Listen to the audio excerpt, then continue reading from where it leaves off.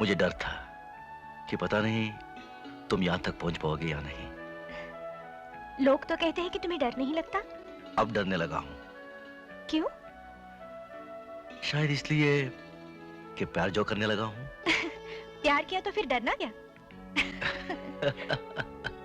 ठीक है, मैं हार गया। बैठो।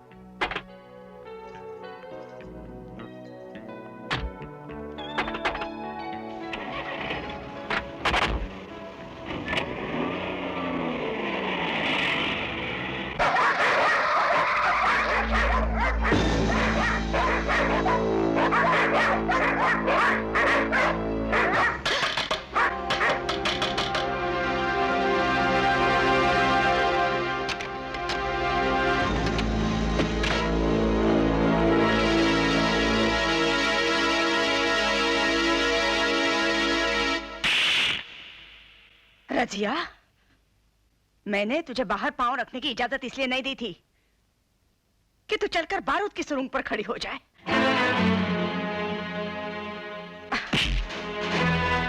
नहीं अमीजान, तुम्हें खुदा का वास्ता देती हूँ, तुम रजिया को भूल जाओ। खुदा कभी मोहब्बत के खिलाफ नहीं होता। तुम क्या चाहते हो? खून की नदियां बह जाए?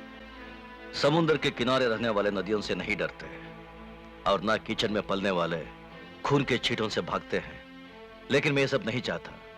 मैं तो रजिया से शादी। खामोश! रजिया अपने चेहरे के रंग की तरह पाक और बेदाग है, और तुम लोफर, गुंडे, कातिल। खबरदार जो रजिया के करीब आने की कोशिश की तो। करीब तो हम आ चुके हैं। अगर ये सच है तो मिटाकर दूर भी कर दिए जाओगे। फिर तो ये बेवकूफी कहलाई जाएगी, इसलिए कि गोरे रंग पे अगर काला तिल पड़ भी जाए तो उसे खुरच कर नहीं मिटाया जाता, बल्कि लोग उसका और एहसान मानते हैं, इसलिए कि वो बुरी नजर से बचाता भी है। तुम बचाओगे इसे? तुम? मैं असलम पठान की बीवी हूँ। मैं अच्छी तरह जानती हूँ तुम लोगों की जिंदगी को। शेरों की तरह दहाड़ते हो, मगर चूहों की तरह डर के रहते हो, भागते रहते हो, बच के रहते हो। पता नहीं तुम लोगों में से कब किसकी लाश चौराहे पर मिले। इसीलिए असलम पठान जब भी घर से बाहर निकलता है, मैं उसे ऐसी नजरों से देखती हूँ जैसे आखिरी बार देख रही हूँ। मैं नहीं चाहती ये डर से कांपती हुई जिंदगी मेरे बेटी को भी मिले। चलो।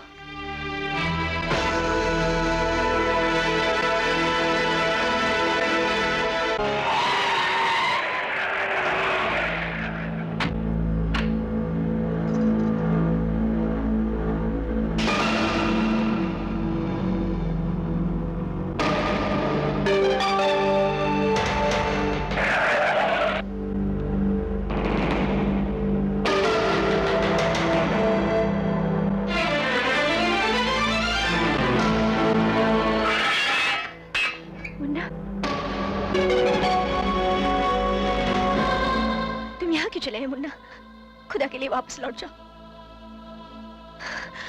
तुम समझते क्यों नहीं? अगर तुम्हारी जान को कुछ हो गया तो मैं जिंदा नहीं रह सकूंगी मुन्ना। मैं भी तुम्हारे बिना जिंदा नहीं रह सकता। अगर वाकई मुझे खुश देखना चाहते हो तो वादा करो कि तुम ऐसा कोई गलत कदम नहीं उठाओगे जिससे हमारी मोहब्बत बदनाम हो जाए। ठीक है, लेकिन तुम्हें भी एक वादा करना होगा। तुम मुझसे मिलने आओगी। ये नामुमकिन है। अम्मी और अब्बा ने मुझे अपने ही घर में नजरबंद कर रखा है। तुमसे मिलना तो दूर रहा, मैं फोन पर बात भी नहीं कर सकती। तो फिर मैं क्या करूं? दुआ करो। कल के दिन मैं अपनी जिंदगी का एक अहम प्रोग्राम पेश कर रही हूँ जो फन की दुनिया में तहलका मचा देगा। तब तो मैं तुम्हें मुबारकबाद देने जरूर आऊंगा। नहीं मुन्ना, तुम वहां नहीं आओगे। अब तो मुलाकात कल ही होगी। नहीं मुन्ना। खुदा हाफिज। मुन्ना, मुन्ना सुनो तो। मुन्ना, मुन्ना, मुन्ना।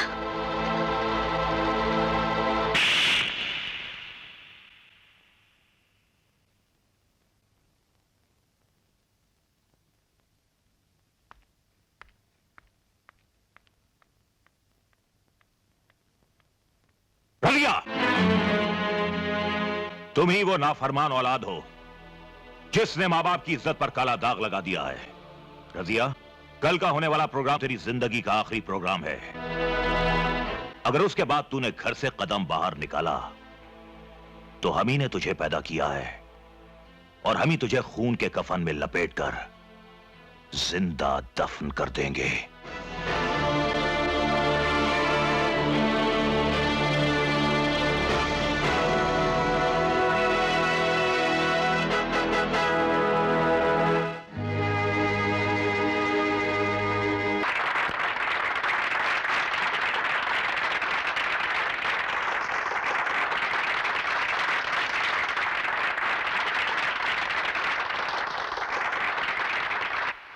साहिबान, आज मेरी बेटी की महफिल है, इसलिए मैंने अपने दोस्तों और जानने वालों को इस महफिल में बुलाया है।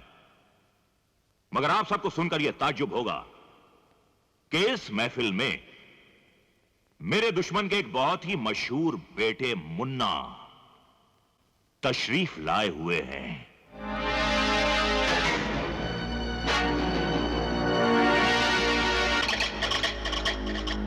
जो बिन बुलाए किसी की भी महफिल में जाकर दूसरों की मां, बहन और बेटियों पर बुरी नजर डालता है। अब आप उसे क्या कहेंगे?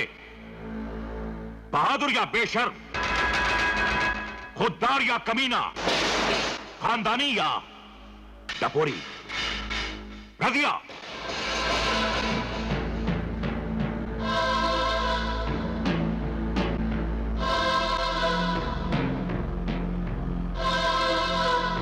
मुन्ना, तुझे तो तेरे मां बाप का पता नहीं है, तुझे तो भाई ने पाला है। लेकिन जब भी किसी मर्द को कसम दी जाती है तो मां के दूध की दी जाती है। तुझे तेरी मां के दूध की कसम मुन्ना, तू रजिया को लेने आया है ना? हाँ, अगर तेरे कलेजे में दम है तो थाम ले इसका हाथ। बहुत मर्द बनता है ना तो दिखा दे आज अपनी मर्दानगी के जौहर। हाँ,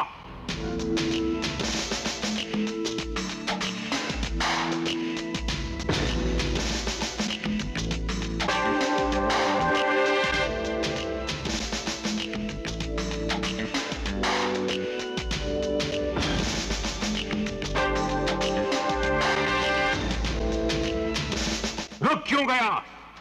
क्या मां के दूध की तासीर गटर के पानी में बह गई?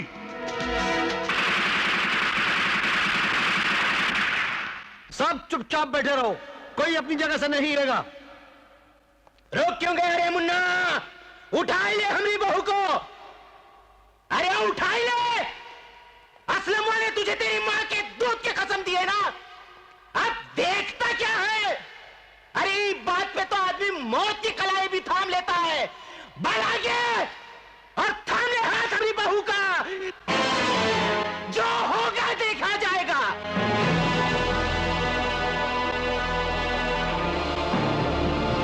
आ जाओ रजिया, तुम मेरा प्यार हो। रजिया, तुम हमारे खानदान की इज्जत हो। तुम हमारी औलाद हो। खबरदार जो आगे बढ़ी, तुम्हें मेरे खून की कसम। तुम्हें मेरे प्यार की कसम। तुझे मेरे दूध का वास्ता। रजिया, तुम्ही ने कहा था ना, मोहब्बत खुदा है और सजदा सिर्फ खुदा के सामने करना चाहिए। झूठ बोलता है ये। मोहब्बत सिर्फ एक ढोंग है। नहीं, मोहब्बत खुदा है। मोहब्बत खुदा है। मोहब्बत खुदा है। मोहब्बत खुदा है। मोहब्बत खुदा है। मोहब्बत खुदा है।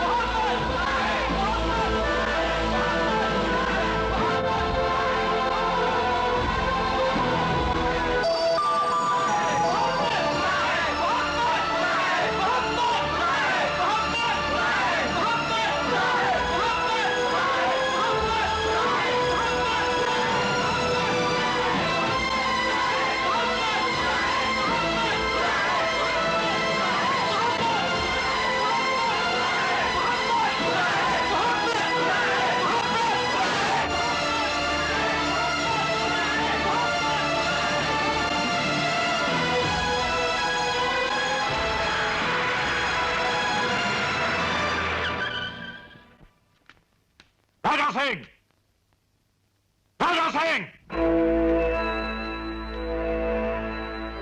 तुमने हमारे और भाई के बीच में जो समझौता किया था, वो समझौता मैं ठुकरा रहा हूं। जब मुन्ना मेरी बेटी को खुलेआम ले गया, तब कहां थे तुम लोग? अपने आप पे काबू पाओ असलम भाई, हमें भी अभी अभी ये मनहूस खबर मिली है। फिक्र मत करो, हम सब तुम्हारे साथ हैं। आज से हम सब भाई और उसके तमाम साथियों के खिलाफ जंग शुरू करते हैं। हम इस जिल्लत का वो बदला लेंगे कि जुल्म की दुनिया भी कांप उठेगी, कांप उठेगी।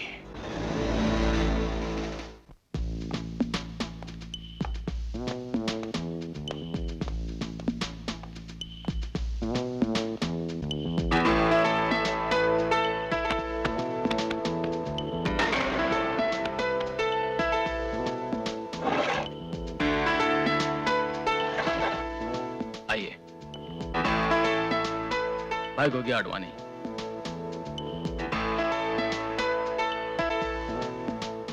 मुन्ना,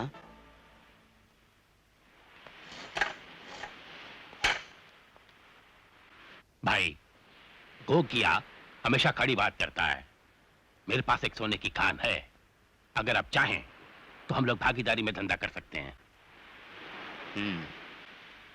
इतनी मेहरबानी हम पर क्यों? इस शहर में कई और भी तो है, तिवारी, चट्टी, असलम पठान, राजा सिंह। क्योंकि उनकी जेब में सिर्फ चाकू और रिवाल्वर हैं, और आप लोगों की जेब में पुलिस और नेता भी हैं। साफ साफ बोल, किसका बिल फाड़ना है? इसका। ये तो हेरोइन है, बहुत खतरनाक चीज। भाई, पड़ोसी मुल्क से माल लाने का और बेचने का पूरा बंदोबस्त अपन का है। बाकी यहाँ नेता और पुलिस को संभालने का जिम्मा आपका। 1 महीने के अंदर 2 करोड़ का प्रॉफिट गारंटेड है। हमारा हिस्सा क्या होगा? 50-50। सोच लीजिए, बड़ा पैसा है इस धंधे में। 6 महीने में इनकम 10 गुना बढ़ जाएगी, इसकी गारंटी मैं लेता हूं। पैसा गर्दन की नस काट कर भी कमाया जाता है, और पजामे का नाड़ा खोल कर भी। हम खतरनाक धंधे करते हैं, गंदे काम नहीं। इस चीज से तो सारी नस्ल तबाह हो सकती है। हमारे अपने भी बेटे हैं, कल पोते भी होंगे। उठा इसे, ले जाओ इसे, मुझे माफ करो, चलो। क्या तुम्हारे पास इस बात की गारंटी है कि 6 महीने में इनकम 20 करोड़ हो जाएगी? अरे भला तुमसे झूठ बोलने की जुर्रत मैं कर सकता हूं? Best of luck.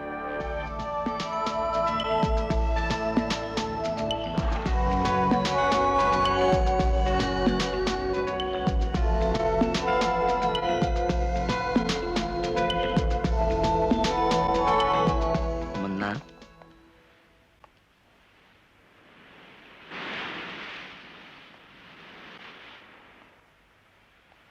बेटे, गांव में हमारा मिट्टी का मकान था।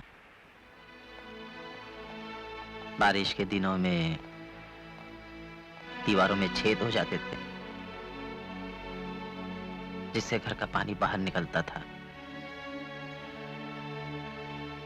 बाद में उन्हीं छेदों से मुन्ना घर में सांप घुसाया करते थे। मुन्ना, छेद तो हर घर में होते हैं, लेकिन बाहर के सांपों को उनका पता नहीं चलना चाहिए। मुझे माफ कर देना भाई, मुझसे गलती हो गई।